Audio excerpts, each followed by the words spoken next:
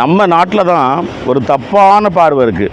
யாராவது இயேசுவை ஏற்றுக்கொண்டு ஒரு சபைக்கு போயிட்டா அவங்கள ரொம்ப கீழ்த்தரமாக நினைக்கிற ஒரு காரியம். அவங்கள மதிக்கிறதில்ல, அவங்க வீட்டில் பொண்ணு எடுக்கவோ பொண்ணு கொடுக்கவோ யாரும் விரும்புகிறதில்ல.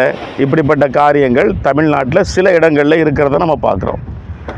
ஆனால் உண்மையிலேயே ஆண்டவரை ஏற்றுக்கொண்ட பிள்ளைகள் தான் இந்த உலகத்திலே உயர்ந்தவர்கள். பூமியின் நடு மத்தியில் இயேசு பிறந்தார். உலகம் முழுமைக்கும் யூத குலம்தான் உயர்ந்த ஒரு குலம். அதனால தான் ஆண்டவர் சொல்கிறாரு, கர்த்தரால் ரட்சிக்கப்பட்ட ஜனமே உனக்கு ஒப்பானவன் யார்? ஆண்டவருடைய பிள்ளைகளுக்கு ஒப்பானவன் இந்த உலகத்தில் இல்லை. இயேசுவை ஏற்றுக்கொண்டது நிமித்தம் கீழ்த்தரமாக பேசுகிறாங்க, மதிக்கிறது இல்லைன்னா கவலையே படாதீங்க. அவங்க கண்களுக்கு முன்பாக அவர்கள் கண்காண ஆண்டவர் உங்களை உயர்த்துவார்.